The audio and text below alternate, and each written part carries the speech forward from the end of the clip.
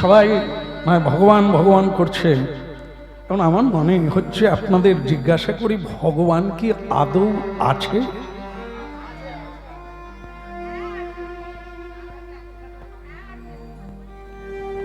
ভগবানকে দেখেছ? তাহলে কোন সাহস বলছো আছে আছে?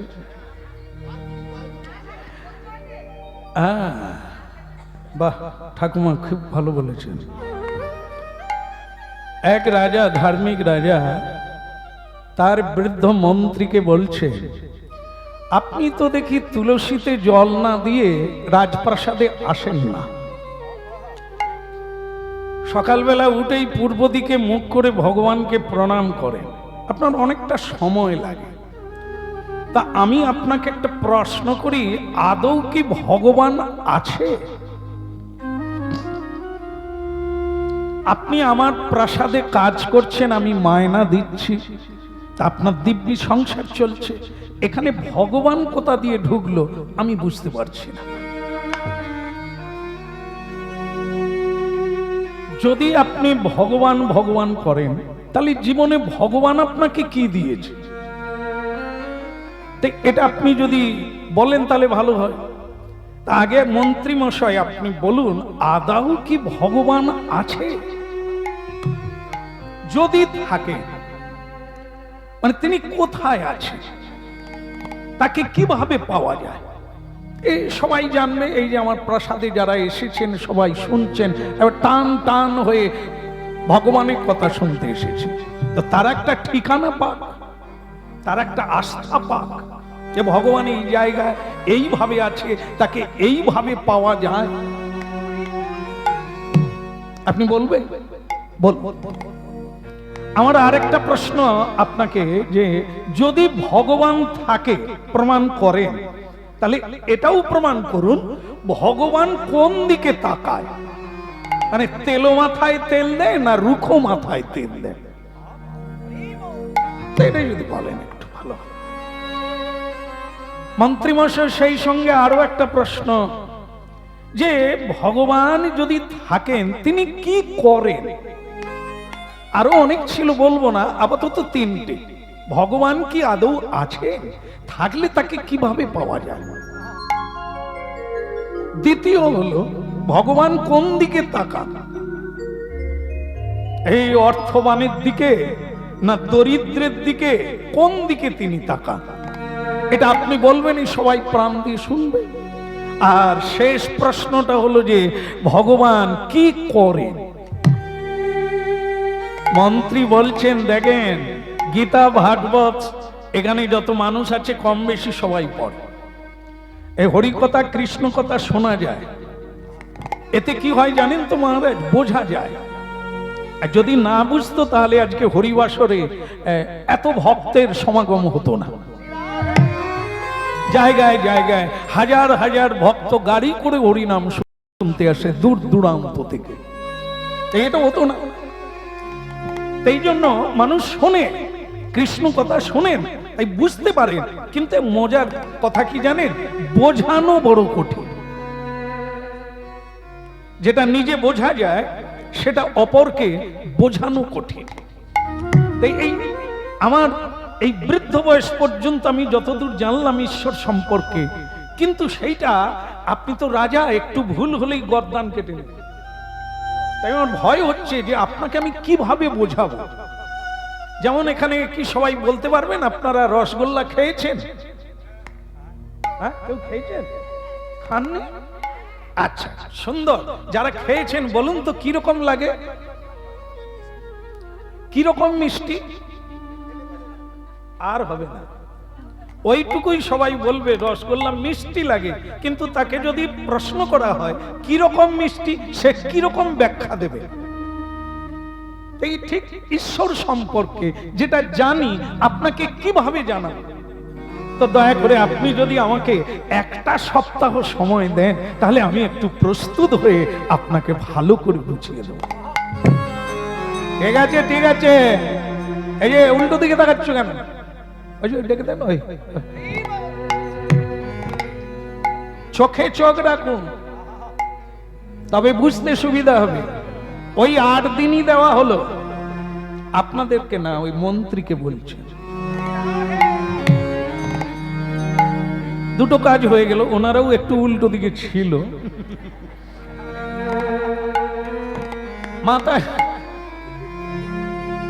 বলে, মন্ত্রী মাথায় রাখো, ওই 1 সপ্তাহ বাদেই তুমি আসবে, এই 3টে উত্তর দেবে, যদি না পারো তোমার গর্দান যাবে, মানে মৃত্যুদণ্ড। এখন এটাই চিন্তা করলেন মন্ত্রীবর, যে বোঝা যায়, বোঝানো বড় দায়। কি করে যে বোঝাবো? নাওয়া খাওয়া বন্ধ হয়ে গেল, 1 সপ্তাহ কেটে গেল। তার একবার বৃদ্ধ চাকর ছিল, বাবু খানা খা লিজে। তুই কি আমাকে ছাগল পেয়েছিস নাকি? ছাগলকে কেটে ঝুলিয়ে দেয় না? আর 2-4টা ছাগল নিচে বাঁধা থাকে, তাদেরকে কাঁঠাল পাতা দেয়, তারা আনন্দে কেড়ে কেড়ে খায়। মানে এরা নির্বোধ, তারা জানে না যে 5 মিনিট বাদে ওরাও ঝুলবে, তবু কাঁঠাল পাতা খাচ্ছে। তা আমি কি ছাগল নাকি? আরে কালকে মরে যাব, আমি খেয়ে কি করব? আমি তো উত্তর দিতে পারছি না, আর পারছি না বলেই তো রাজামশাই আমার মৃত্যুদণ্ড দেবে। তা আজকে আর খেয়ে কি হবে? কাল যখন মরবো, আজই মরে গেলে কাজ।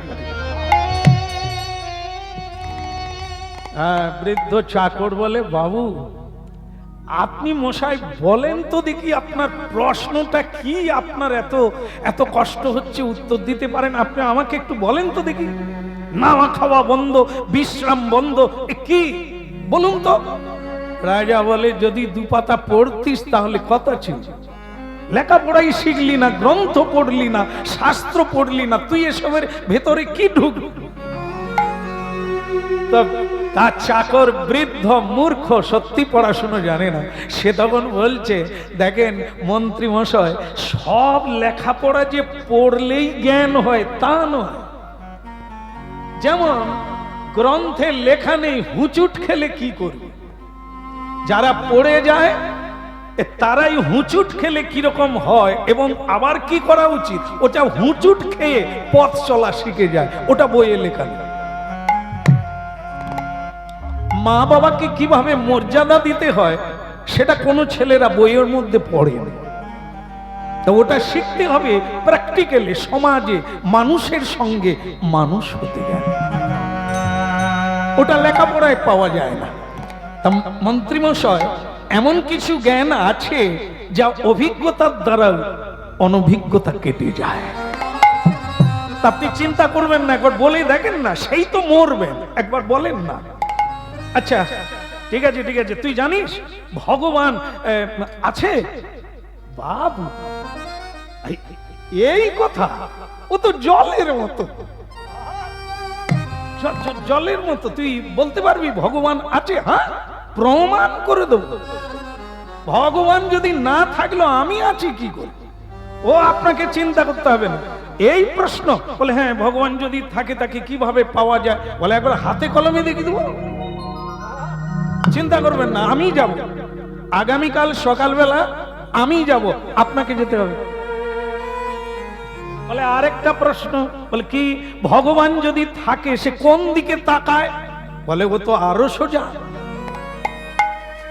ও আমি ঝেড়ে দেবো, কোনো সমস্যা নেই। তো বলে, তাহলে আরেকটা বল, ভগবান কি করে? বলে, একবারে মাটির মতো। ও আমি বলে দিচ্ছি, আপনি নিশ্চিন্তে থাকুন, খাওয়া দাওয়া করুন, ঘুমিয়ে যান, আমি নিজেই যাব। কোন রঙে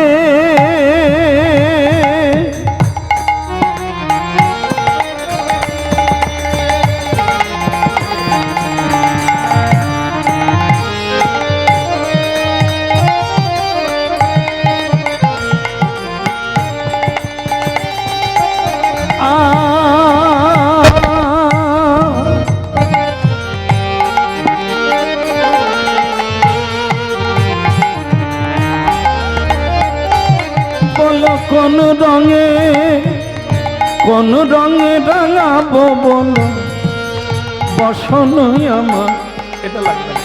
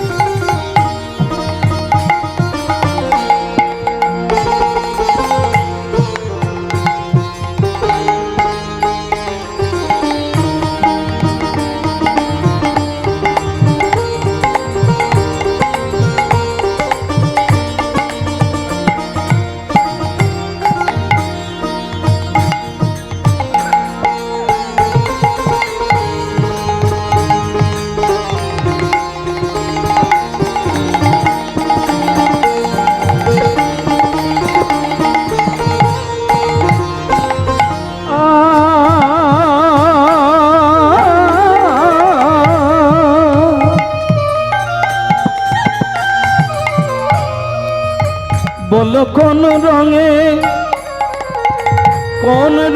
রাঙাবো বলো বসন আমার মন শুধু তোমাকে চাই গো মন শুধু তোমার রেখে চাই বলো কোন রঙে রাঙাবো বলো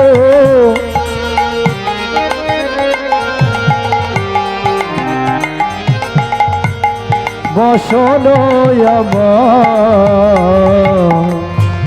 মন শুধু তোমার যে চাই গো মন শুধু তোমার যে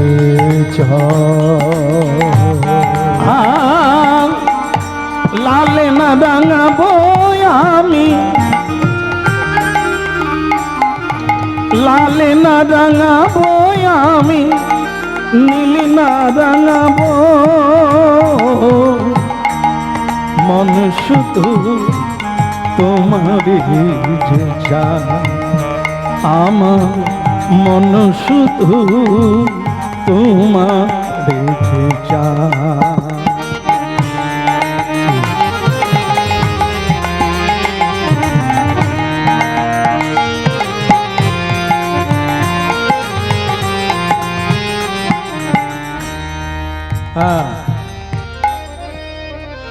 মাননীয় সম্মানীয় কীর্তনিয়া বিশ্বজিৎ বাবুর ভবন, তাই না? এমনিতেই আমি একটু পাতলা লোক, তারপর যা দিয়েছে আমার নড়াচড়া বন্ধ হয়ে গেল, তারপরে এরাও এনে দিচ্ছে। তাই যাই হোক, হ্যাঁ, মাননীয় কীর্তনিয়া, স্বনাম ধন্য কীর্তনিয়া, যিনি সর্বত্রে কীর্তন গেয়ে বেড়াচ্ছেন, তিনি আহ্বান করলেন অধমকে আমার বাড়িতে একটু হরিনাম গাইতে। তা আপনাদের চরণ পেয়ে ধন্য হয়ে গেলাম, আশীর্বাদ রাখবেন।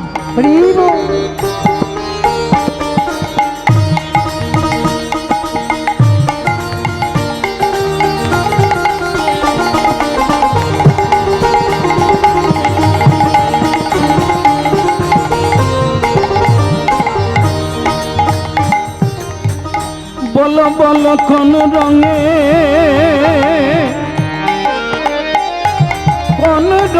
রাঙাবো বলো বসন আমার মন শুধু তোমার রেখে যায় আমার মন শুধু তোমার রেখে যায় বলো কোন রঙে রাঙাবো বলো বসন আমার মন শুধু তোমার যে চাই গো মন শুধু তোমার যে চাই। আর সবাই ভালো আছেন তো? ভালো আছেন না? হ্যাঁ, আপনারা ভালো থাকুন। এই রাজবাড়িতে এলাম,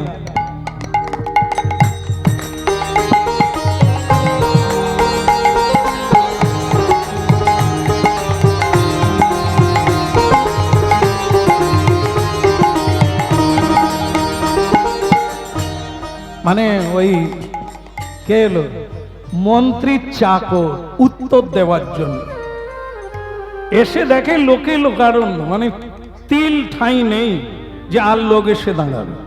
তার কারণ কি, যে এই উত্তরটা কি দেবে, এই প্রশ্নগুলো দুর্দান্ত, যেটা সকলেরই জানা দরকার। ভগবান আছেন কিনা, থাকলে কোন দিকে তাকায়, আর যদি থাকেন তিনি করেন কি, এ প্রশ্ন ছড়িয়ে গেছে। এই সবাই জানার জন্য, আর মন্ত্রী মশাই বাঁচবেন কি মরবেন এটা জানার জন্য লোকের একটা কৌতূহল, জায়গা নেই।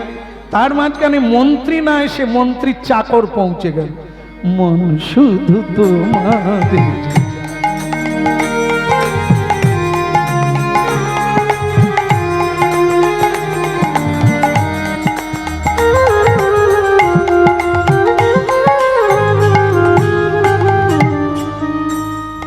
রাজা বলে, মূর্খ কোথাকার, একটা অভদ্র কোথাকার, জ্ঞানগম্য নেই, রাজপ্রাসাদে ঢুকে গেলি গামছা কাঁধে দিয়ে।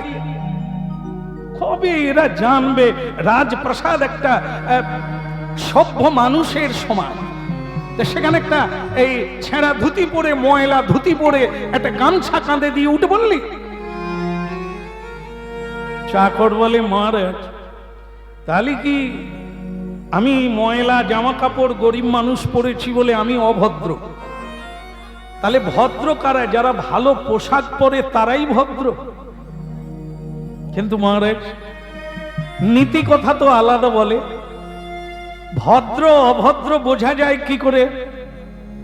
এই যে দেখেন না, গাড়ির পেছনে লেখা থাকে কি, তোমার ব্যবহারই তোমার পরিচয়। পোশাক নয়, পোশাক কিনতে পাওয়া যায়, একে পরা যায়, খোলা যায়। ভদ্রতা কিনতে পাওয়া যায় না, ওটা মানুষের নিজস্ব বিবেক থেকে আসে। মানুষের সঙ্গ করে মানুষ সভ্য হয়ে ওঠে। রাজা বলে, পড়াশুনো জানে না কিন্তু ধানি লঙ্কার মতো ঝাল আছে। ঠিক আছে ঠিক আছে, তা তোমার মালিক কোথায়? বলে, মালিক কি করবে? যে প্রশ্ন আপনি করেছেন ও তো আমার দ্বারাই জলের মতো। তার মানে মালিকও মরবে, তার চাকরও মরবে। ঠিক করেছে। ঠিক আছে বাপ, তোমাকে জানা গেল। এখন তুমি এসেছো উত্তর দেবে। লেখাপড়া কত দূর করেছো? বলে, লেখা করি না, তবে পড়েছি। লেখনি, পড়েছো? পড়েছি মানে কি? যেখানেই যাই সেখানে একবার করে পড়ে যায়। তোমরা পড়েছো? তোমরা স্কুলে পড়েছো, এখানে পড়ো। প্রণাম করে বসেছো না? সকলে যারা হরিনাম শুনছে তারা জানে এই জায়গায় প্রণাম করে বসতে হবে, পড়তে হবে। ওই পড়া নয়, এই পড়া আসল পড়া, যেখান থেকে পাওয়া যায়। মায়ের চরণে পড়ো, মায়ের হাত তোমার মাথায় উঠে যাবে। বাবার চরণে পড়ো, বাবার হাত তোমার মাথায় উঠবে। গুরুর চরণে পড়ো, গুরুর হাত তোমার মাথায় উঠবে, কোনো কিছু আটকাবে না। হ্যাঁ, ভক্তমন্ডলী মায়েরা, এ মূর্খ চাকর বলছে, লেখা কিছু করি না কিন্তু পড়েছি। অতএব আপনার প্রশ্নের উত্তর দেওয়ার মতো যথেষ্ট বিদ্যা আমার আছে। আমি মূর্খ কি পণ্ডিত, ভদ্র কি অভদ্র, সে তো প্রমাণে হবে, পরীক্ষায় হবে। আপনি কি প্রশ্ন করেছেন? না। তা ঠিক আছে, আপনি প্রশ্ন করুন। বলো, ভগবান কি আদৌ আছে? তোমার মগজে কি কিছু ঢুকেছে? তখনই চাকর বলছে, এখন হয়েছে কি জানেন মহারাজ, আপনাকে যে আমি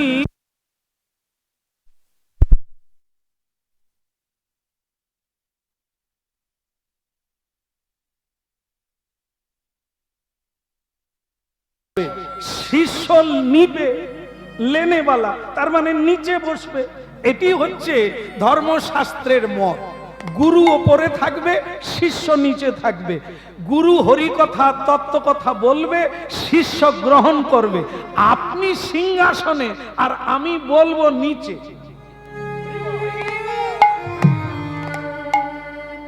রাজা বলে, এ তো আমাকে ভালোই টুপি পরাচ্ছে, এত লোকের কাছে আমি অপমানিত হচ্ছি, এ তো ঠিকই বলেছে। লেনেওয়ালাকে নিচে হাত পাততে হবে, দেনেওয়ালাকে ওপর থেকে দিতে হবে। গুরু ওপর থেকে দেবে, শিষ্য নেবে। সেই শিষ্টাচারটা যার জানা নাই, সে কি হরিকথা শুনবে? সে কি ভগবত তত্ত্ব জানবে? আপনার তো এটাই জানা হয় না। রাজা বলে, তাহলে কি করতে হবে বেটা? বলে, নামতে হবে। আপনি নামলেই হবে। বলে, তাহলে তুমি কোথায় বসবে? বলে, আমার জায়গা আমি ঠিক করে নেবো, তুমি শুধু নামো। ওই উঁচুতে বসে হরি কথা শোনা যাবে না। তা মহারাজ তখন আর কি করবেন, যা হয় করি, এই নেবে পড়লেন। আর যেই নেবে পড়লেন অমনি চাকরটি গুড়গুড় করে গিয়ে সিংহাসনে বসে পড়ল।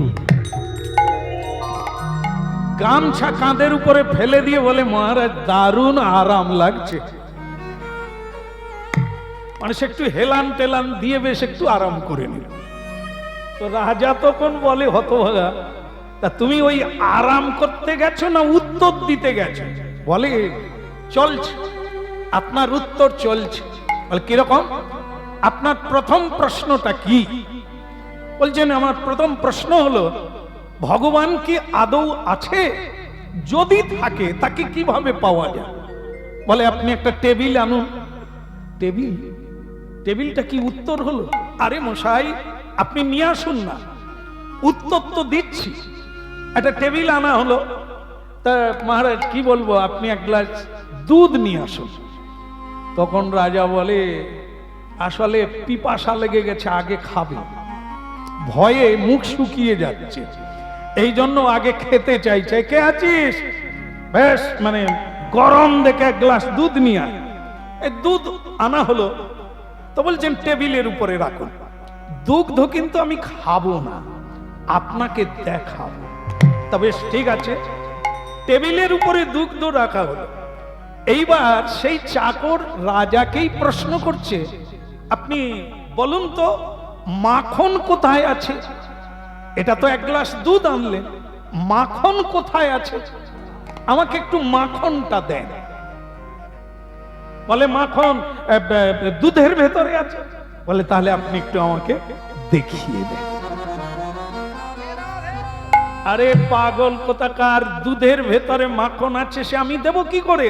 তার তো অনেক কাজ আছে, তারপরে গিয়ে মাখন পাওয়া যাবে। কি পাগলের মতো? বলে, আপনি তো নিজেই পাগল। কি করে আপনি মন্ত্রী মশাইকে প্রশ্ন করেছেন ভগবানকে কিভাবে পাওয়া যায়? কি কথার দ্বারা বলে দেব?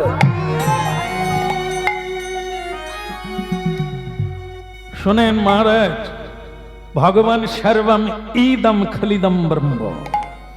ইট পাথর, আকাশ বাতাস, ঘটে পটে, নীলে অনীলে, জলে স্থলে স্থাবরে জঙ্গমে, তিনি কোথায় নেই? কাহা নেই?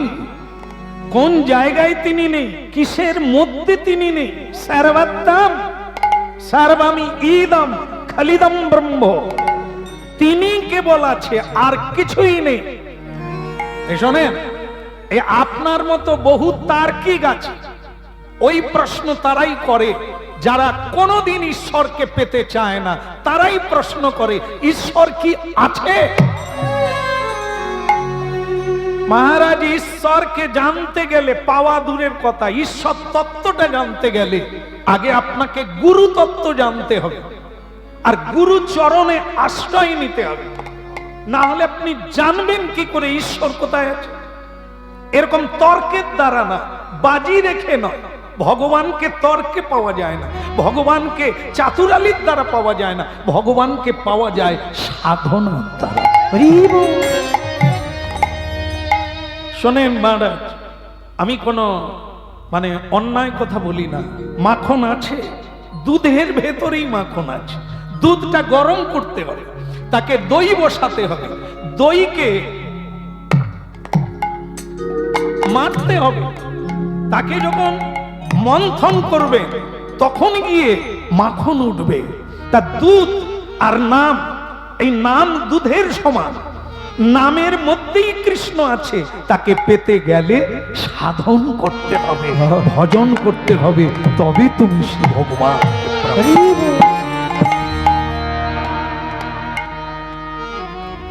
হ্যাঁ, বলো রাধা মাধব কি?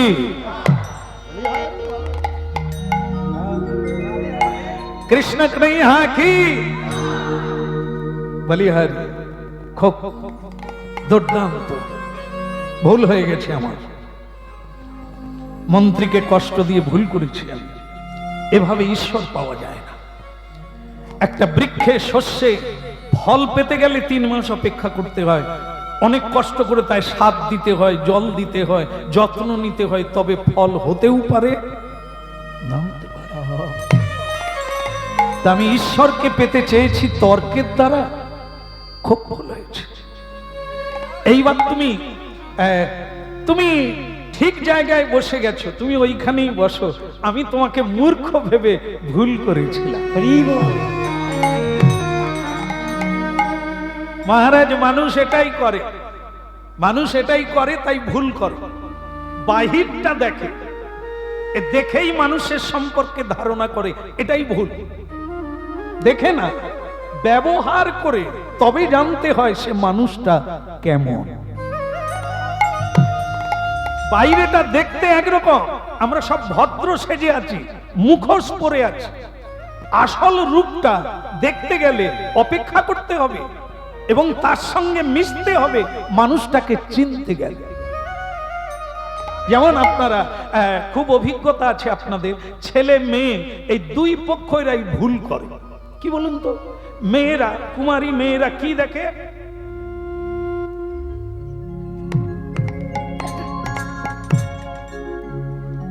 দেখেন না, 2 লাখ টাকার বাইক আর চুল এখন তো কাটিং জানেন যে দুপাশে নাই, এই মাঝখানটায় আছে, তাও আর 3-4টা কালার আছে। আর কুমারী মেয়েরা বলে, বুড়ি বাবা রে, এ তো মনে হয় 7 সমুদ্রের রাজকুমার চলে এলো। তার মানে কি, বাহিরটা দেখছে, একটা দামি গাড়ি চড়ছে, হ্যাঁ, বেশ শাটিং শুটিং, নানা রকম স্টাইল আছে, তা আমরা মনে করলাম এ কোন রাজবাড়ির ছেলে হবে। মালা দিয়ে দিল, জ্বালা পেয়ে গেল। মালা দেওয়ার পরই ডিভোর্স পেপার জোগাড় হচ্ছে। কেন না, আমি আগে বুঝতে পারিনি যে বাইকটাও ওর নয়। আর যে চুলের কাটিং করে ওই পয়সাটাও বাবা দিলে তবে সেলুনে যায়। তাহলে কি হলো, এই প্রথমে দেখেই ভুলটা হয়ে গেল। দেখে না, জেনে নিতে হবে প্রকৃত সত্য কোনটা।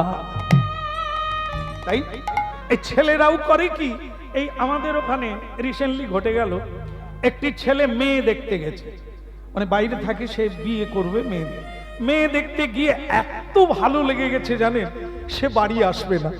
সে বলে, বাবা আজকেই হয়ে যাক। কেন এত তাড়াহুড়ো কেন? বলে, আসলে কি জানেন, আমি চলে যাবার পরে অন্য ছেলে ঢুকে যাবে, আমি এ মেয়ে একবারে নিয়েই চলে যাব। তো বাবাও দেখলো মিটে গেলে ঝামেলা ছুটে যায়, হয়ে যা। এখন হয়ে গেল। ভক্তমণ্ডলী মায়েরা, যেটা আমি বোঝাতে চাইছি বুঝে নেন কি হলো। তারপরে সেই রাত্রি কেটে গেল, বিয়ের বাসর হয়ে গেল। সকালবেলা তার পত্নী চা দিতে এসেছে। কই গো, এখনো পড়ে পড়ে ঘুমোচ্ছ? আস্তে, এবার ওঠো, চা খাও। যেই চা দিতে গেছে, স্বামী শুয়ে শুয়ে বলছে, তুমি কেন এলে? আমার স্ত্রীকে পাঠাও, মরণ দশা। চোখে কি ঢুলি বেঁধেছো নাকি? সারা রাত গল্প করলাম, চিনতে পারো না?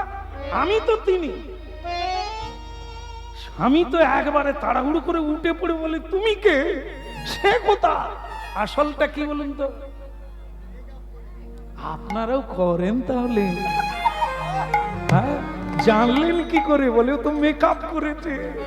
হ্যাঁ, মেকআপ করে এত রূপসী হয়েছে না, সে ছেলে তোকে দেখে বাড়ি যায় না।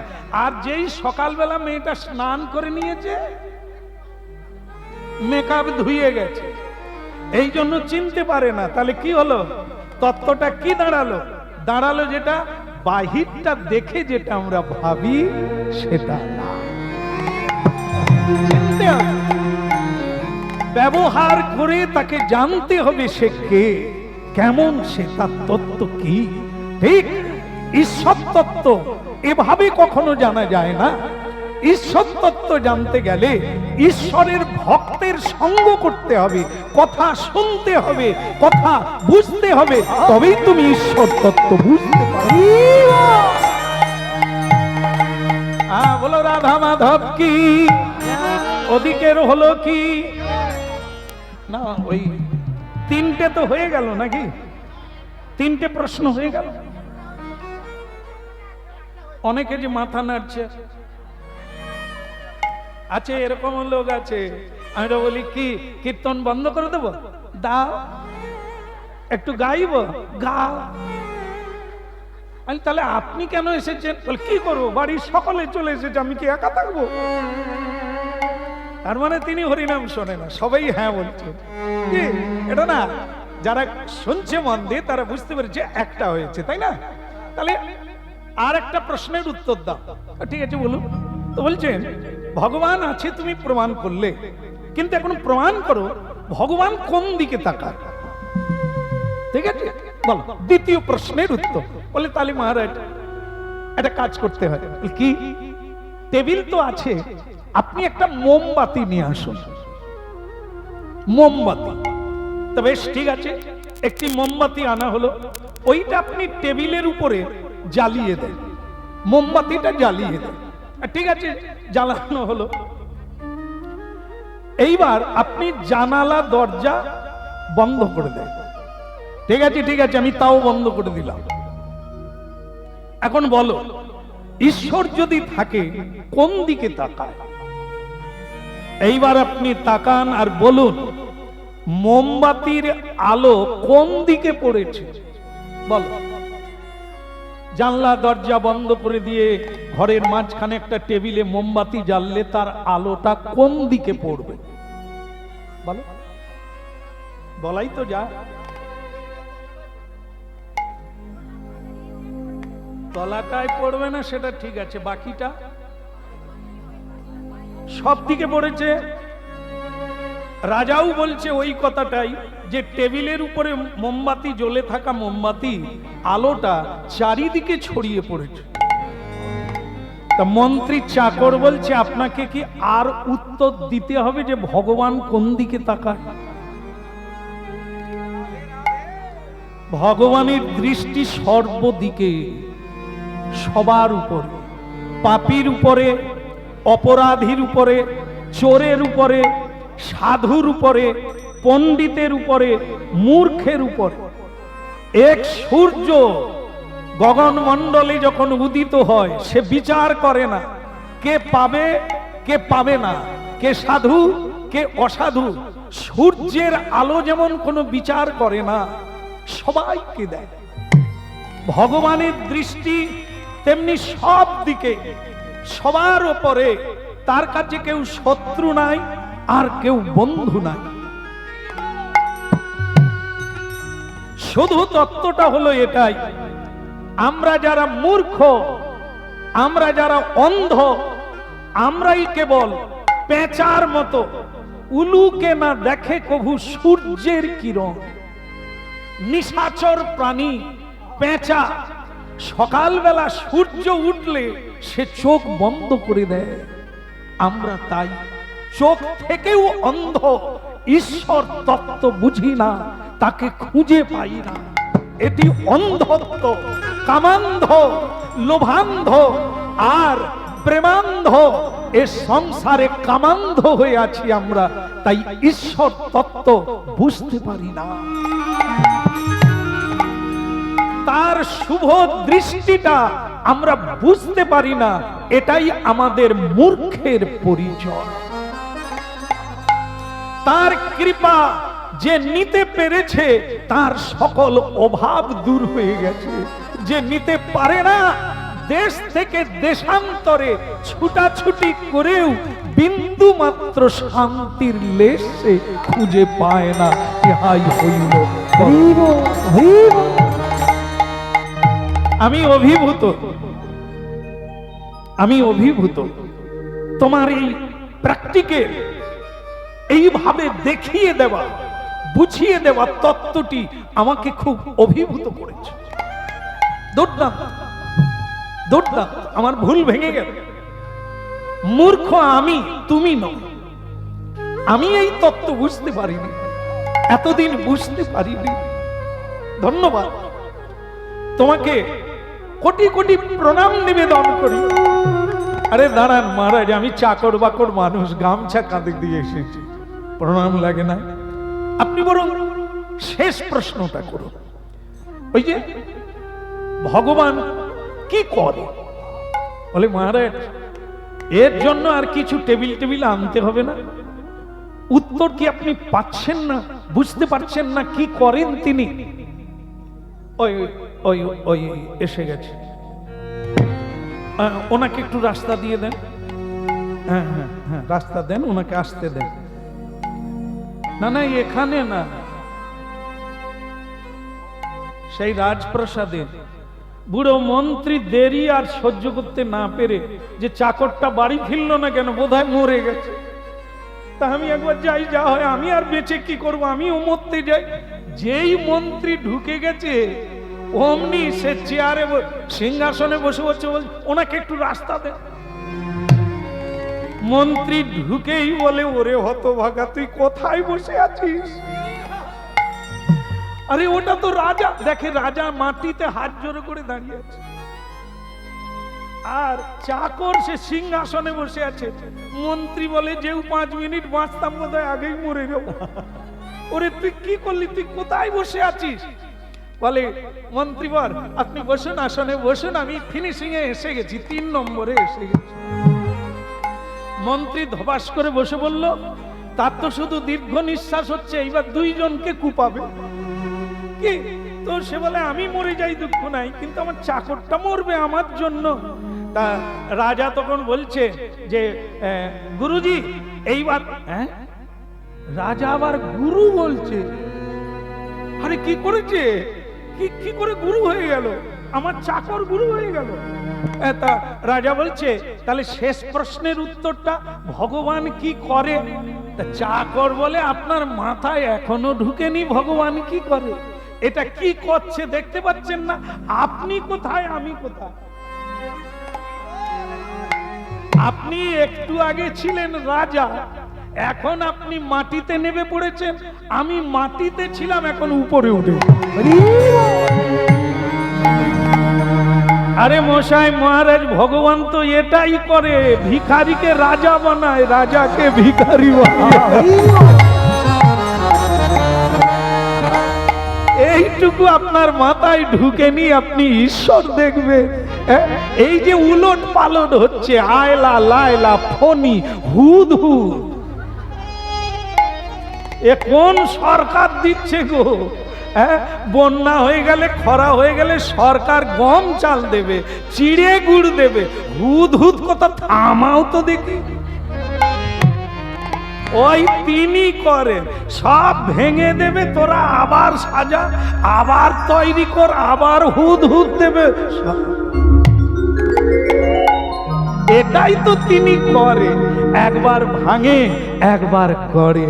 জন্ম দেন তিনি, রক্ষা করেন তিনি, ধ্বংসটাও করেন তিনি, এটাই তো তার। কোন রঙে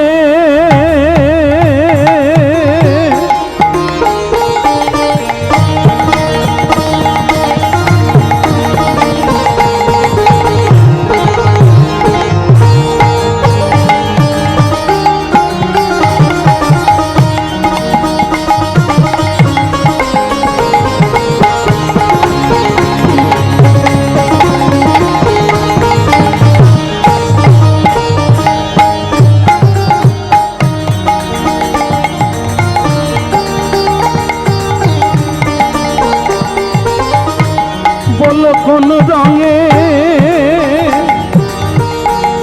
কোন রঙে রাঙাবো বলো, বসন আমার মন শুধু তোমার চায়, যায় গো মন শুধু তোমার যে চায়। বলো কোন রঙে রাঙাবো বলো, বসনো আমার মনে শুধু তোমার যে চাই, চাই গো মনে শুধু তোমার যে চাই। লালে না রাঙাবো আমি, নীলে না রাঙাবো, লাল রাঙাবো আমি, নীলে রাঙাবো, লালে না রাঙাবো আমি, নীলে না রাঙাবো, লাল রাঙাবো আমি, নীলে রাঙাবো, মন শুধু তোমারে যে চায়, আমার মন চায়, মন শুধু তোমারে চায়। ওই মন শুধু তোমারে যে চায়, মন শুধু তোমারে যে চায়। বল কোন রঙে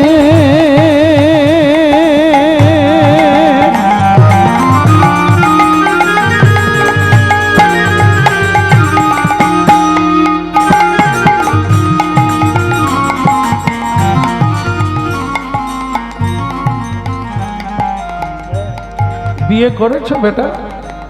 খুব তালি বাজাচ্ছ, হ্যাঁ? আনন্দের সীমা নেই। না না, আমি একটা জিনিস বোঝাতে পারছি না, লোকে ছেলে চায় কেন? কি কুক্ষণে তোমার জন্ম হয়েছিল আমি সেটাই শুধু ভাবি। দিন রাত্রি হরিনাম নিয়ে পড়ে আছে, সংসার দেখতে হবে না, মা বলার সময় নেই। যতক্ষণ কৃষ্ণ নাম করে তার ভেতরে একবার মাও ডাকে না, বাবাও ডাকে। ছেলেটির নাম সদানন্দ, তাই না? তাকে তার মা বকছে, মানুষ ছেলে চায় কেন? তখন সদানন্দ বলছে, মা এই ভুলটাই সবাই করে বলে এত কাঁদতে হয়। আসলে যে কেউ কারো নয়, এটা একটা নাট্যমঞ্চ, কেবল অভিনয় হয়, বাকি পোশাক খুলে দিয়ে অন্য পরিচয়। তো ভক্তমণ্ডলী মায়েরা, এখন আপনারা শুনেন, এই আমাদের এক ফগরে নামে যাত্রার দল ছিল। ফগরে নামে এক অভিনেতা বাড়িতে ঝগড়া করে কলকাতার চিতপুরে চলে যায়। সেখানে গিয়ে যাত্রার দলে ঢুকে যায়। কেমন? তো সে তখন ওই শাহজাহান, ওই যে ঐতিহাসিক বই না, শাহজাহানের পাঠ করছে। তো তার গ্রামে একবার যাত্রা করতে এসেছে। তার অনেক বছর পরে তার স্ত্রী সবাইকে জানিয়ে দিয়েছে, আমারে পঞ্চুর বাপ রাজা হয়ে গেছে। মানে গ্রামের লোক তো পড়াশোনা জানে না, সে সবাইকে জানিয়ে দিয়েছে যে পঞ্চুর বাবা রাজা হয়ে গেছে। তা গ্রামের লোক ঠিক করেছে যে তাহলে আমাদের পঞ্চুর বাবাকে যাত্রার শেষে ধরবো, যেন রাস্তাঘাটগুলো ঠিক করে দেয়। এবার গ্রামের লোক টান টান অবস্থা, পঞ্চুর বাবা কি রে, এটাই নাকি? না এটা না, এটা ঠিক আছে, তুমি বসো।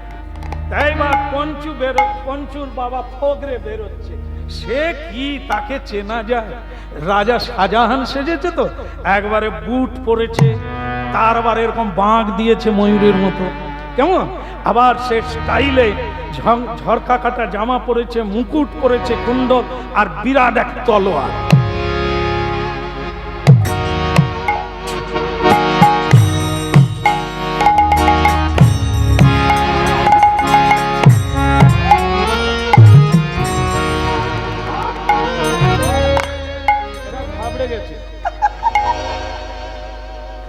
যদি অস্ত্র থাকতো কি হতো হলো তো, হ্যাঁ? ভাগ্যিস নাই কি?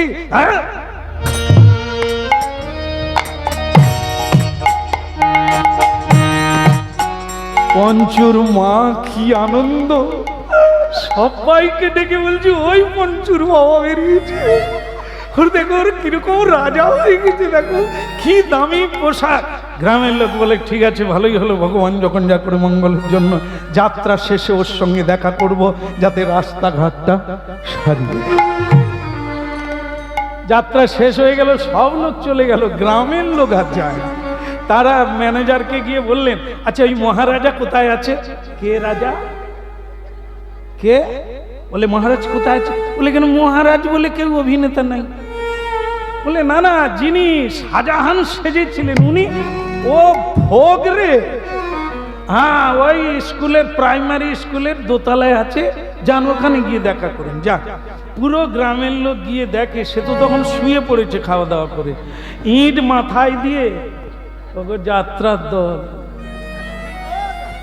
ইট মাথায় দিয়ে শাহজাহান শুয়ে আছে, একটা গামছা পেতে, ইট মাথায় দিয়ে শাহজাহান বেচারা শুয়ে আছে।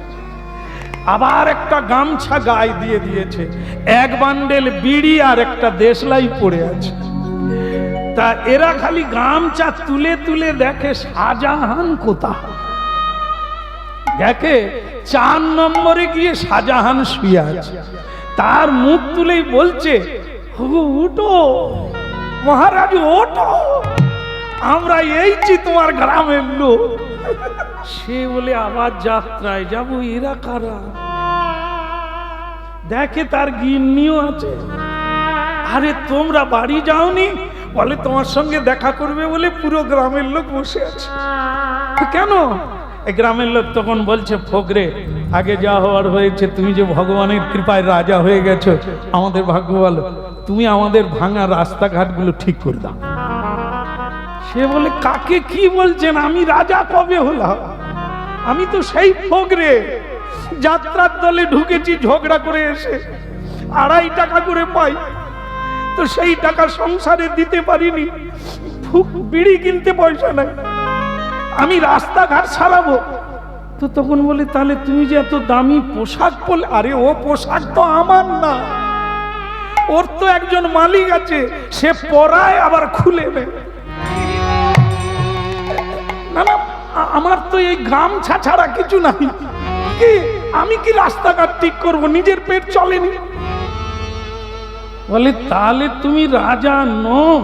না না, আমি তো অভিনয় করি, ওই স্টেজে উঠলেই শাহজাহান নামলে গ্রামের ফকরে। তাহলে তুমি অভিনয় করো, আমরা ভাবলুম তুমি রাজা হয়ে গেছো।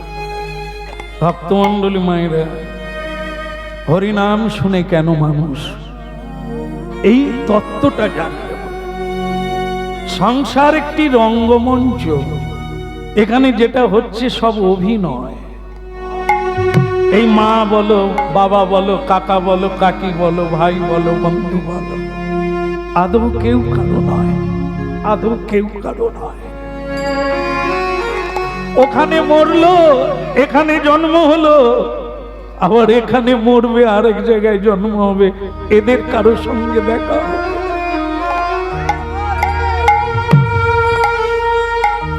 আবার একটা বাবা পাবে, আবার একটা মা পাবে, দুদিনের খেলা ঘর ভেঙে চলে যাবে। এই সত্যটাকে জানবার জন্যই লোকে হরিনাম শোনে। এটা কেবল অভিনয়। আসলে এই পোশাক হলো দেহ, কেউ নারী দেহ, কেউ পুরুষ দেহ, কেউ কুকুর, কেউ বিড়াল, এটা কেবল পোশাক। ভেতরে রয়েছি আমি, আত্মা। সেটা বারবার জন্ম নেয়, বারবার নানা রূপ ধারণ করে কর্ম অনুসারে। এই তত্ত্বটা যারা জানতে পারে, তারা ভজন শুরু করে, সাধন শুরু করে। তারা জানে, যতই আপন আপন করি, কেউ আমার সঙ্গে যাবে না, কেবল গুরু যাবে আর গোবিন্দ যাবে। হরি নাম, হরি বল, হরি বলো নাই আমারে ভুলিতে তাহারে, সুধামাকা কৃষ্ণ নাম, সুধামাকা হরিনা। নন বলো নাই আমারে ভুলিতে তাহারে, সুধামাখা কৃষ্ণ নাম, মধুমাখা হরিনা। বলো নাই আমারে ভুলিতে তাহারে, সুধা মাখা হরিনা, মধুমাখা কৃষ্ণ নাম। না বলো নাই আমারে ভুলিতে তাহারে, সুধা মাখা কৃষ্ণ নাম, মধুমাখা হরিনা। হরি নামি মোর ধ্যান, নামি মোর গে, হরি নাম মোর ধ্যান,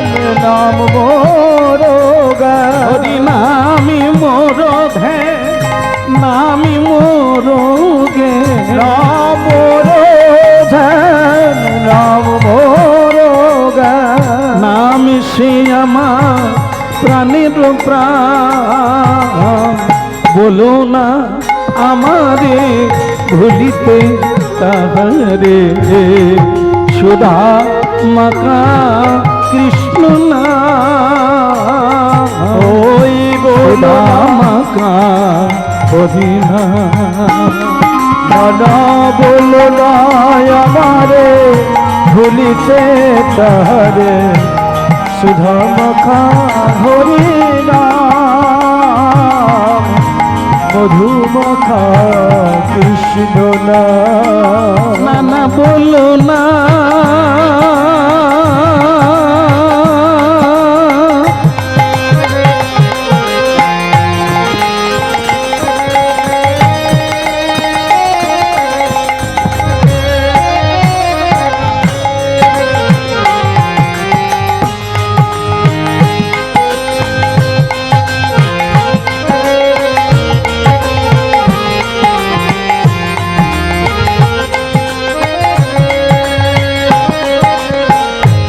বলো না আমাদের ভুলিতে তাহারে সুধা মাখা কৃষ্ণ নাম মধু মাখা হরিনা ওই বলো না আমারে ভুলিতে তাহারে সুধা মাখা কৃষ্ণ নাম মধু মাখা হরি না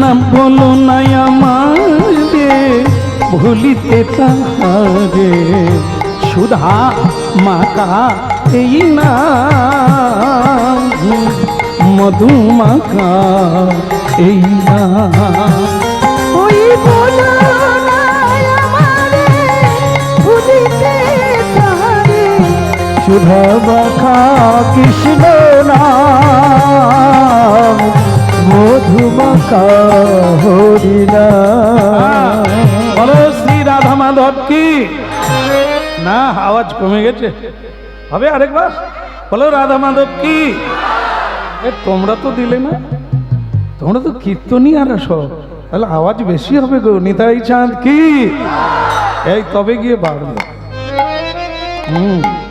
এখন সদানন্দ বলছে মা আমি কিন্তু বাড়ি ছেড়ে যাব কেন গুরু চাই গুরু না হলে অন্ধকার কাটবে না গুরু না হলে পথ চলা শুরু হবে না গুরু চাই কেন কি হচ্ছে কি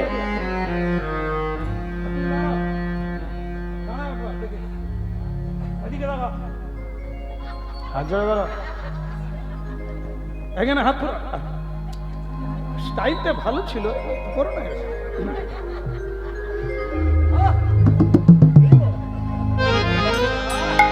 হ্যাঁ क्या बात হ্যাঁ আমেরিকান থেকে এসেছে কিন্তু বাংলা তিলকটা আবার দিয়ে দিচ্ছে হ্যাঁ এটা বোধহয় আজকেই দিয়েছে কারণ তিলকের কাজ নয় এটা বলো রাধে রাধে তবে দারুণ লেগেছে বসো হ্যাঁ আমরা আজকে যার কথা বলছি ছেলেটা মাকে বলে দিলেন যে মা গুরু চাই মা বললেন এই তল্লাটে সবাইকে জিজ্ঞাসা করবি গুরু কি দরকার হয় মা তো গুরু হ্যাঁ কি না মা গুরু না বাবা গুরু না এ ভালো করে বোঝান আপনি তো মোলালি শর্মা এটা ছেলেটাকে বোঝান না না এরা কোথা থেকে এই হরি নামটা পেলো আমি বুঝি না মা বাবাকে ছেড়ে দিয়ে এই কোথা নবদ্বীপ চলে গেল বৃন্দাবনে চলে গেল কেন মা গুরু হতে পারে না বাবা গুরু হতে পারে না এখন সদানন্দ বলছে আপনি ঠিকই বলেছেন জন্ম মাত্রই আদ্যগুরু পিতামাতা তবে গুরু যাকে বলা হয় সেই মা যদি সেই জায়গায় থাকে তবে তাকে গুরু বলা যাবে আর না হলে ব্যবহার অনুসারে মা না বলে রাক্ষসীও বলা বলে কিরকম হলো? বলে বুঝুন, ত্রেতা যুগে একজন মা ছিল, তার নাম ছিল কৈকেয়ী। রামচন্দ্রকে বনে দিয়ে রাজাকে ভরতকে রাজা করতে চেয়েছিল। ভরত তার মাকে কি বলেছিল? সর্বত্র যার রামচন্দ্রের চেয়ে যার মহিমা বেশি, রামচন্দ্রের চেয়ে যার ত্যাগ বেশি, তিনি হলেন ভরত। এই জন্য উত্তরপ্রদেশে গেলে দেখবেন ভরতের মহিমা বিশাল। তাই ভক্তমণ্ডলী মায়েরা, সেই ভরত নন্দীগ্রাম মানে মামা বাড়ি থেকে এসে বললেন, তোমাকে আজ থেকে 14 বৎসর মা বলবো না।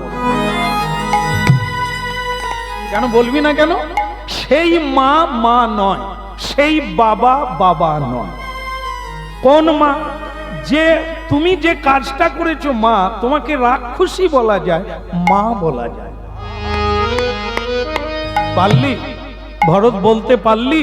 এই এতগুলো মা শুধু নয় রে, সারা বিশ্বের মায়েরা যা চায় আমিও তাই চেয়েছি। আমি সুযোগে পেয়েছি, তাই রামকে বনে পাঠিয়ে আমার ছেলেকে রাজা বানাতে কে না চায়? সব মা চায় তার ছেলে বড় হোক, রাজা হোক, সম্পদের মালিক হোক। আমি কি ভুল করেছি? করেছি। মায়ের মা তখনই হবে যে মা সন্তানকে সৎ পথে পাঠাবে। প্রকৃত মা তো তিনি। আপনি কিরকম মা? ভগবান রামচন্দ্রকে পাওয়ার জন্য ঋষি মুনি কাঁদছে, যোগী ঋষি তপস্যা করছে, দেবতারা বন্দনা করছে। সেই ভগবানকে বাড়ি থেকে তাড়িয়ে দিলেন, নিজের ছেলেকে সেই বিষয় ঐশ্বর্য রক্তাক্ত সিংহাসনে বসাতে চাইছে। মা বাবা চেষ্টা করে ছেলেকে বিষয় থেকে সরিয়ে ভক্তি পথে আনার জন্য।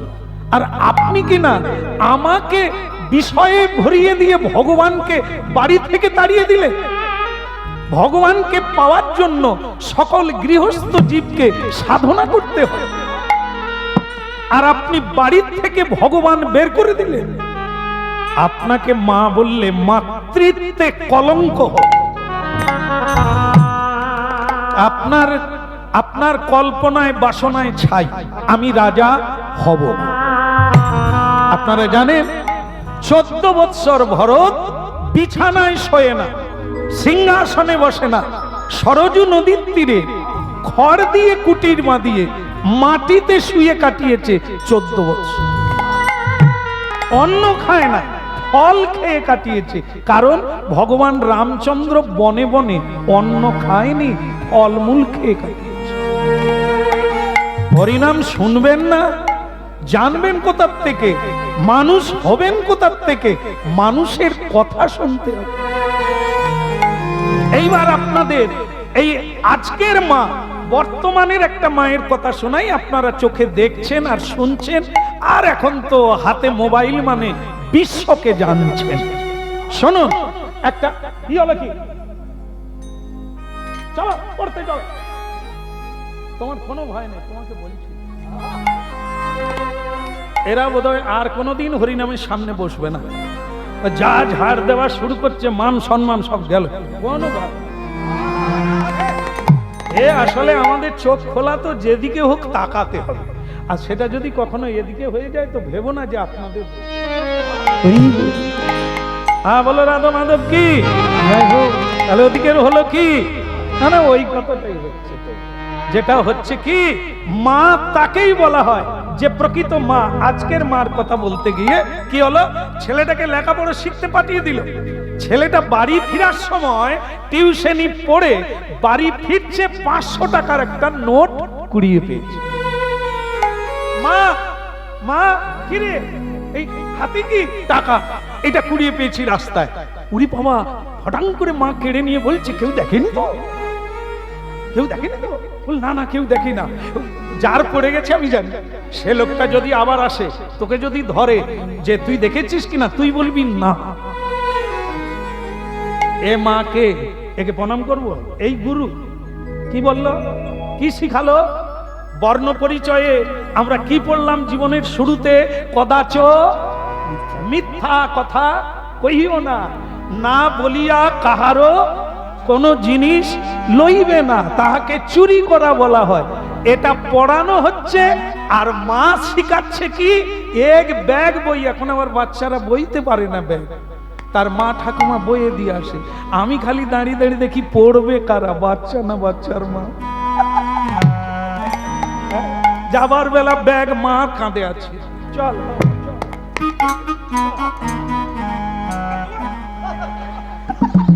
বাচ্চা এখন কথা দিয়ে আসে, নিয়ে আসে। সেই মা কি শিখালো এইটা একটু মাথায় নাই। কাউকে বলবি না এই যে 500 টাকার নোট, তুই বলবি আমি জানি না। এবার ভাবো, এই মা গুরু, এই গুরু শিক্ষা দেবে মা না?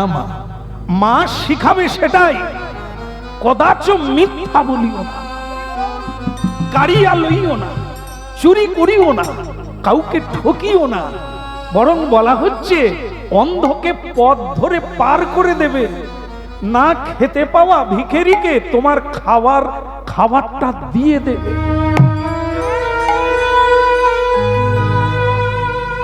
এই জন্য হরিনাম এত উঁচু, এই জন্য দর্শন শাস্ত্র এত উঁচু।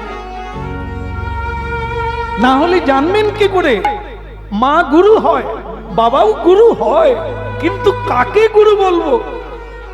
যে চুরি করে শেখায়। এই দেখ, পাশে 3 তলা বাড়ি হয়ে গেল, ওই হরি হরি করলে হবে না, সত্যপথে থাকলে হবে না। দেখ, 2 হাতে রোজগার কর, কে কাঁদলো কে ঠকলো দেখার দরকার নাই, তোকে বড় হতে হবে। এই যদি মা হয়, এই যদি বাবা হয়, তাহলে এদেরকে গুরু বলা যাবে না। এই জন্য ভরত যেমন মাকে ত্যাগ করেছিল, প্রহ্লাদ তেমনি তার বাবাকে ত্যাগ করেছিল। যে হরিনামে বাধা দেয়, যে সত্যকে বাধা দেয়, যে ধর্মপথে বাধা দেয়, সে বাবাই নয়। সদানন্দ বললেন, এবার আমি তাহলে যাই। জয় জয় শ্রী গুরু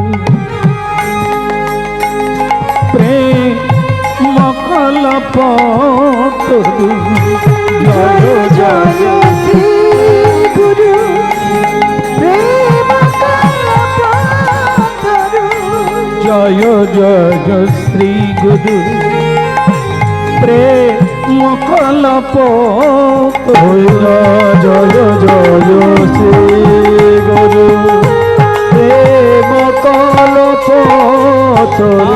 অদ্ভুত যাক পরকার, অদ্ভুত যাক পরকার। জয় জয় শ্রী গুরু প্রেম কল্পতরু, জয় জয় শ্রী গুরু প্রেম কল্পতরু।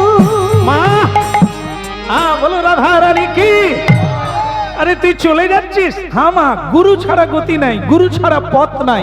আপনি তো আমাকে পথ দেখাতে পারবেন না, তাই আমার গুরু দরকার। ভক্তমণ্ডলী মায়েরা, বাসে 100 জন লোক বসে আছে, দাঁড়িয়ে আছে, গাড়ি যাচ্ছে না কেন বলুন তো? তুমি কি সব জানো? কি বাবা, গাড়ি চলছে না কেন? ড্রাইভার নেই। একটা নৌকাতে 100 জন বসে আছে উলবেড়িয়ার ঘাটে, যাচ্ছে না ওপারে কেন?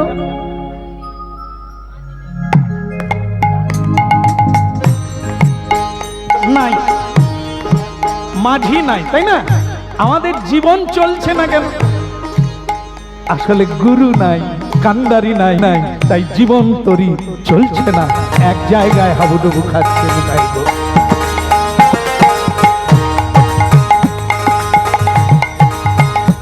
এক ঠাকুমা,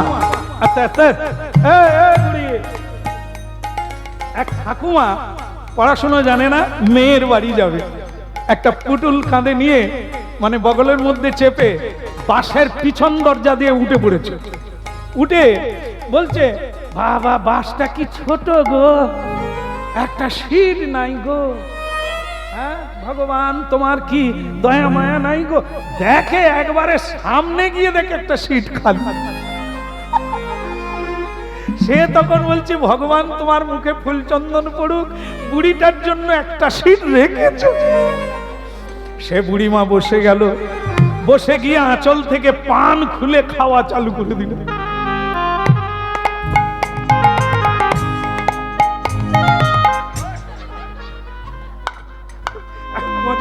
আসলে কি বেটা আশ্রমে ঘন ঘন যায়, এই জন্যই এর উপরই ফেলতে যাচ্ছিল।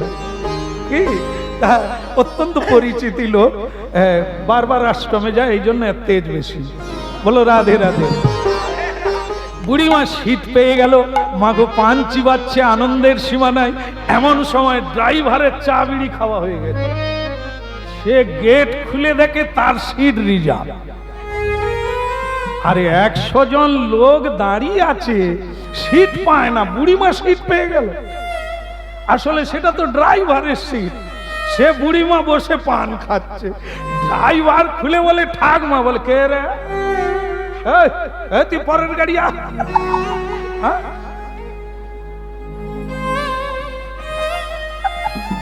সে ড্রাইভার বলে তো মুশকিল হলো, ঠাকুমা তো নামতেই চায় না। তার ঠাকুমা আমি ড্রাইভার, বলে তুই হলি বা চৌকিদার। কিরকম পট্টি পাট্টা দিচ্ছে দেখো, তুই পরের গাড়ি আয়। আরে ঠাকুমা আমি ড্রাইভার, ফের বলে ড্রাইভার, হলি বা চৌকিদার, আমার কি যায় আসা, তুই যা অন্য গাড়ি আয়। তখন প্যাসেঞ্জাররা বুঝাচ্ছে ঠাকুমা কোথা যাবে? বলে মেয়ের বাড়ি। বলে আজ আর যাওয়া হবে না। কেন? বলে ওই সিটে যে বসে সে তো গাড়ি চালায়, তাকে যদি না বসতে দেন মেয়ের বাড়ি। ও তুই গাড়ি চালাস, খালি বলে ড্রাইভার।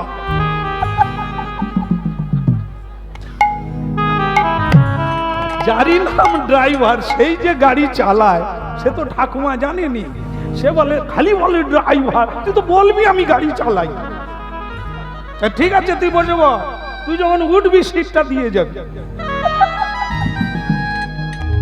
তাহলে কি বুঝা গেল? বুড়িমা মেয়ের বাড়ি যাবে, আমরা অফিসে যাব, কে কত জায়গায় যাব, কত কাজে যাব, কিন্তু একজন বিনে গাড়ি চলবে না, তারই নাম গুরু। আমরা তো যাব সুখের পারে, শান্তির পারে যেতে চাই, সুখী হতে চাই। নিয়ে যাবে কে, পথ দেখাবে কে? তিনি হলো এই জগতের। জয় জয় শ্রী গুরু প্রেম কলপ। জয় জয় শ্রী গুরু প্রেম কল্প তরু। অদ্ভুত যাক পদকা, অদ্ভুত যাক পদকা, হীরা অজ্ঞান তিমিদ বড় হল হে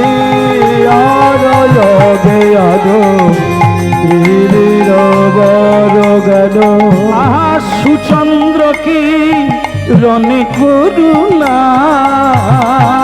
ওই সুচন্দ্র কি রনে করুণা, সুচন্দ্র কিরণে করুণা, ওই সুচন্দ্র কিরণে করুণা।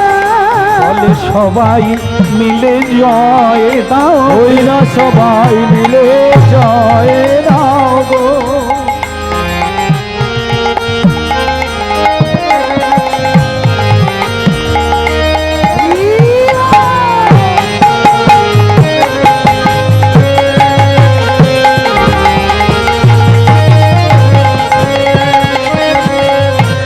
সবাই মিলে জয়। পরম দয়াল শ্রী গুরুদেব কি, আরেকবার জোর করে হোক, গুরুদেব কি। চিৎকার করছো কেন? আশ্রমে এসে সদানন্দ গুরুদেবের আশ্রমে পৌঁছে গেলেন। কাশী ধামে রামানন্দ স্বামী, জগৎ ব্রহ্মাণ্ডের খ্যাত বৈষ্ণব, যিনি সবার কাছে পরিচিতি পরম বৈষ্ণব নাম, সেই রামানন্দ স্বামীর কাছে ছেলেটি পৌঁছে গেল। গুরুদেব আমি আপনার চরণে আশ্রয় নিতে চাই, আপনি যদি চরণ ছাড়া না করেন তাহলে জীবনটা ধন্য হবে। এই, পারবে? সব গৃহে থাকা যায়, গুরু গৃহে থাকা দায়। কারণ এখানে আরাম নাই, এখানে বেরাম নাই, এখানে প্রশংসা নাই, শুধু দুর্নাম হবে, আর পরিশ্রম করতে হবে, আর সাধন করতে হবে। এখানে মা বাবার আহ্লাদ পাওয়া যাবে না। হ্যাঁ, বলো রাধা মাধব কি? তা আপনারা মনে করেন যে সংসারে প্রচুর কাজ করতে হয়, গুরুগৃহে আশ্রমে চলে গেলে কিছুই করতে হবে না, শুধু বসে বসে খাবো আর হরে কৃষ্ণ করব? না, সংসারের চাইতে কঠিন জায়গা হচ্ছে গুরুগৃহ। স্বয়ং ভগবান কৃষ্ণকে পর্যন্ত শান্তিপুনি মুনির পাঠশালায় একবারে প্রথম দিন থেকে কাঠ কুড়িয়ে আনতে হতো, জল তুলে আনতে হতো, আশ্রম ঝাড়ু দিতে হতো, গরু চড়াতে হতো, ঘুটে শুকাতে দিতে হতো। ভগবান হয়েও ছাড় নেই। যদি দিব্য জ্ঞান লাভ করতে হয়, জীবনকে সার্থক করতে হয়, তাহলে এগুলি করতেই হবে। ভালো লাগছে? তোমাদের ভালো লাগছে? তাহলে চালু হোক আজ থেকে, নাকি? বলো রাধা মাধব কি? হ্যাঁ, শোনো, প্রথম দিন তোমাকে ভিক্ষা করতে যেতে হবে, দীক্ষা পরে হবে, ভিক্ষা করতে যেতে হবে। তো তখন সদানন্দ বলে ফেলেছে, গুরুজি, আচ্ছা ভিক্ষা কেন করতে যাব? আপনার তো কোনো অভাব নাই, বড় আশ্রম, খাওয়া দাওয়ার অভাব নাই, কিছু নেই, ভিক্ষা কেন করতে যাব? বাহ, তুমি তো অবাক করে দিলে প্রথম দিনে এসে। তোমার এই প্রশ্নের জন্য তোমাকে আমি ধন্যবাদ জানাই। এটা জানা দরকার, মনে মনে রাখলেও হবে না, এটা বলতে হবে, এটা জেনে নিতে হবে, তবে তোমার শ্রদ্ধা জাগবে। কি? দুটো বিষয়ে মানুষকে ভিক্ষা চাইতে হবে। একটা হচ্ছে অভাবের তাড়নায় মানুষ ভিক্ষা চায়, দুই হচ্ছে স্বভাবে না, কারণে ভিক্ষা চায়। যেমন যে যত বড় ধনী লোক হও না কেন, বাবা মা মারা গেলে ভিক্ষা করতে হয় না? আপনাদের দেশেও হয়, আমাদের কেন এটা অনেকেই জানে না। কেন করতে হয়? কেন খালি পায়ে থাকতে হবে? কেন তাকে খড় বিছিয়ে শুতে হবে? কেন তার জামা কাপড় পরা চলবে না? আসলে এই জায়গাটাগুলো মা বাবার কাছে আমরা ঋণী হয়ে থাকি, ও ঋণ শোধ করা যায় না। কমসে কম এই 15 দিন, 1 বছর আমরা পায়ে জুতো পরি না, আমরা চুল কাটি না, চুল দাড়ি কাটি না 1 বছর, ওই মা বাবার ঋণ শোধ করার জন্য। লোকের বাড়িতে গিয়ে ভিক্ষা চাইতে হয়, মাথা নিচু করতে হয়। আমার গুরুদেব আমাকে নিয়ে, আমার বাবা যখন পরলোকে চলে গেলে, আমার গুরুদেব আমাকে নিয়ে ভিক্ষায় গেলে। আমি বললাম, গুরুজি ভিক্ষার তো দরকার নেই, যা আছে তার মধ্য দিয়েই হয়ে যাবে। গুরুজি বললেন, তাহলে মা বাবার ঋণ শোধ হবে না, তোমাকে মানুষের কাছে একটু নিচু হতে হবে। মা বাবা অনেক কষ্ট করেছে, সেটা তুমি পারবে না, তাই একটু নিচু হও। গেলাম, তাই বললাম, এখানে কেন যাচ্ছে? আমাকে যারা যারা চেনে তার বাড়িতে চলুন, কারণ আমি তো জানি যারা আমাকে চেনে তাদের বাড়ি যাওয়া মাত্র আমাকে অনেক ভিক্ষা দেবে। গুরুজি বললেন, না, আদর করলে হবে না, যেখানে তুমি অপমানিত হবে সেই জায়গাটাতেই তোমার ঋণ শোধ। কেঁদেছি আমি, এমন তিরস্কার করেছে, বলছে এই ব্যবসা কতদিন শুরু করেছো? আজ বাবা মরে গেল, কাল মা মরে গেল, কাল অমুক মরে গেল, কতদিনের ব্যবসা? 1 টাকা ছুড়ে দিলে আমার চোখ দিয়ে জল এসে গেল। হরিনাম শুরু করে দিয়েছি, মানুষ চিনতে শুরু করেছে, মানুষ ভালোবাসে। এরকম করে তিরস্কার করলেন, আমি ব্যবসা করছি। গুরুজি পিঠে হাত বুলিয়ে বললেন, যাক, তোর কাজ হয়ে গেল, এই যে তোর চোখে জল এলো, তুই অপমানিত হলি, এটাই তো ঋণ শোধ হলো। এতে চরিত্র গঠন হয়। গুরুগৃহে শিষ্যকে গুরুদেব ভিক্ষায় পাঠায় চরিত্র গঠনের জন্য, অভাবের জন্য।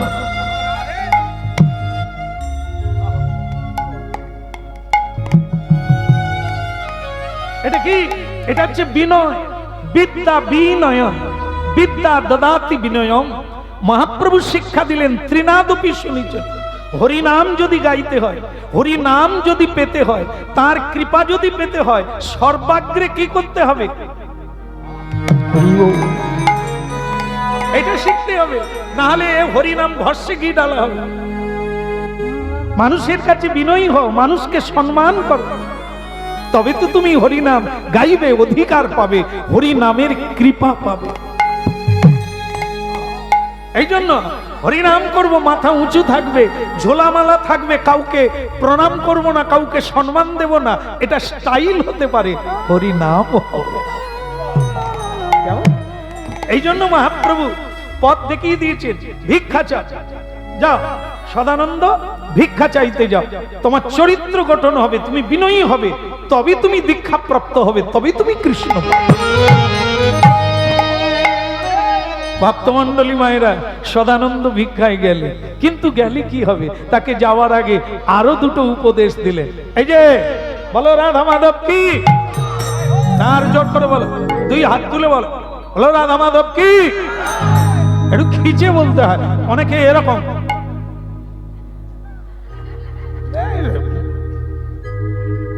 দেখুন মহাপ্রভু কি এরকম করছেন, করছেন কি? এই হচ্ছে শিক্ষা। হ্যাঁ, হরিনাম কেন শুনবো? হরিনামের পিতা, হরিনামের আচার্য হচ্ছেন মহাপ্রভু, তিনি হরিনাম এনেছেন, তিনি সর্বদা বলদে বলদে হরি বলদে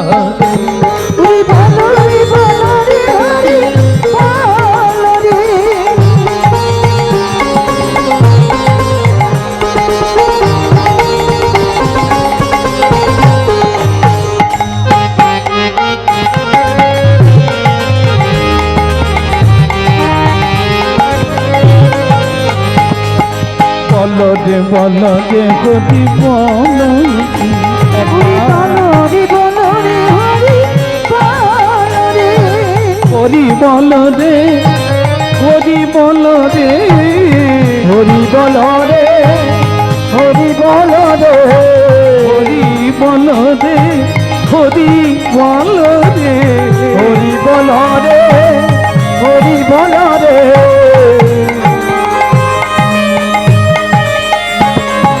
বলদে বলদে হরি বলদে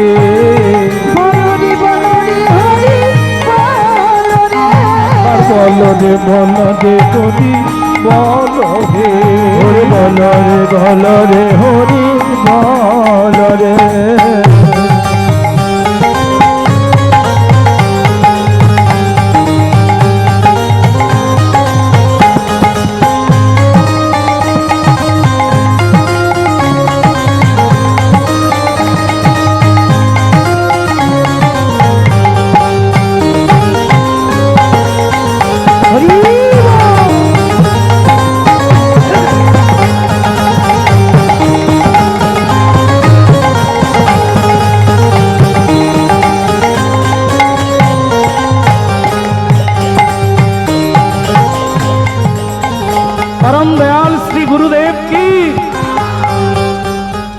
ভালো লাগছে, ভালো লাগছে, এখনই ভালো লেগে গেল আশা মাত্র। সদানন্দকে বলছে, ভালোর আর হবে কি, শুরু তো হলো। শোনা, একটা কথা মনে রাখবে, ভিক্ষায় যাচ্ছ যা, কারো বাড়িতে ঢুকবে না, ঠিক আছে? কারো বাড়িতে ঢুকবে না, ডাকলেও যাবে না, কোনো মায়ের কোলে বসবে না, কারো আদর খাবে না, তো নিকুচি করছে হরিনাম। তাহলে হরিনাম কি শুধু কাঠ ঠকরানো, শুধু শুকনো হরিনাম? কারো আদর পাবো না, প্রসঙ্গ এই যে এইসব ছোট ছোট সব মানে কীর্তনিয়া, এদের দেখলে কোন মায়ের না ইচ্ছে করবে একটু কোলে নিয়ে নেয়। আর এদেরকে একবার যদি কোনো মা কোলে নেয়, এরা ঘর ভুলে যাবে ওইখানেই থেকে। কীর্তনের গায়ক আর দল খুঁজে পান, তারা তো নাই, আদর খেয়ে শুয়ে পড়ছে। এরকম কত থেকে গেছে, গলিতে ঢুকে গেছে আর বেরোতে পারে। এই জন্য গুরুজি বললেন, এই শোনো, কারো কোলে বসবে না, কেউ খেতে দিতে চাইলেও খাবে না। আরেকটা কথা, ভিক্ষা নেবে এক মুষ্টি করে নেবে, বাকিটা ফিরিয়ে দেবে। ধনীর বাড়িতে ভিক্ষা চাইবে না, গরিবের বাড়িতে চাইবে, এক মুষ্টি নেবে। এটা আমার বাক্য, মনে রাখবে। যদি ফেল করেছো তো মরেছ।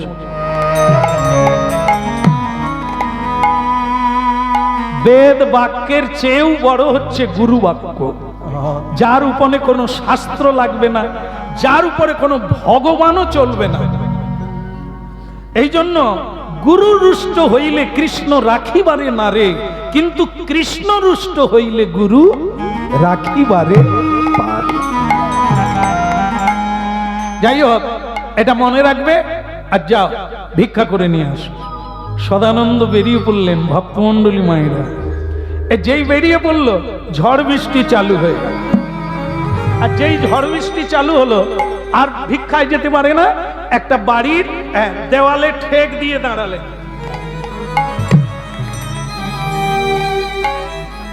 আর কিছুক্ষণ পরে এক মা মধুর কণ্ঠে বললেন, বাছা, কে রে তুই?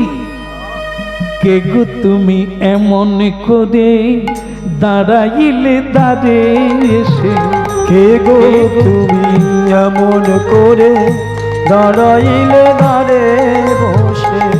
কে গো তুমি এমন করে দাঁড়াইলে দাঁড়ে এসে? কে গো তুমি এমন করে দাঁড়াইলে দাঁড়ে এসে? দেখে আমার তাই মনে হয়, দেখে আমার তাই মনে হয়, চেনা চেনা তাই মনে লয়। কে গো তুমি এমন করে দাঁড়াইলে দাঁড়ে এসে? কে গো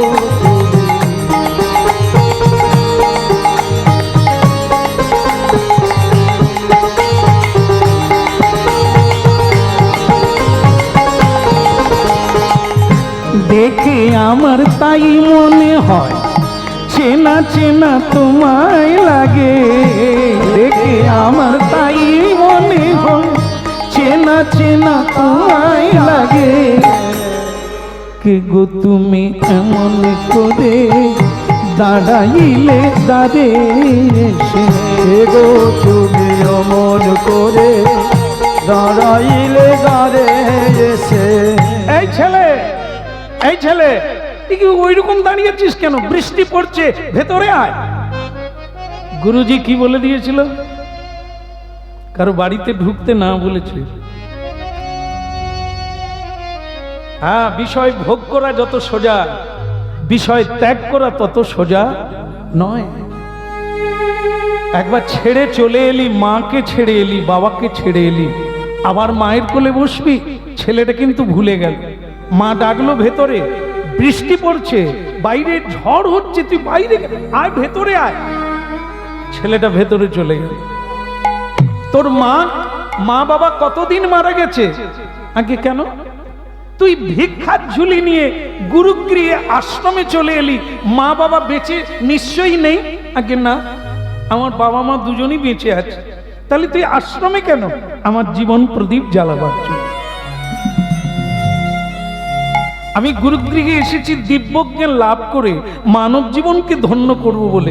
ওরে আমার বাছারে, এই অল্প বয়সে কেউ ভিক্ষা চায়? আয়, তুই আমার কোলে বসে আগে খা, পেট ভরে খা। কি জাদু বাছার, মুখটা শুকনো হয়ে গেছে। আয়, আগে খা, তারপর কোথাও যেতে হবে না। আমি তো ঝুলি ভরে দেব, তুই বাড়ি চলে যা। সুধীগণ, মারাত্মক ভুল হতে যাচ্ছে যেটা আমরা করি। গুরু উপদেশ মানি না, নিজের মন গড়া সুবিধে অসুবিধেগুলো বুঝে নিই। তাই আমাদের আধ্যাত্মিক উন্নতি নাই, জীবনে শান্তি নাই। এর জন্যই হরিনাম শুনতে হবে, এর জন্য এটা বোঝার চেষ্টা করতে হবে প্রকৃত শান্তি কোথায়। চেষ্টার কেউ ত্রুটি করছেন না, কিন্তু পাচ্ছেন না, এটা সত্য।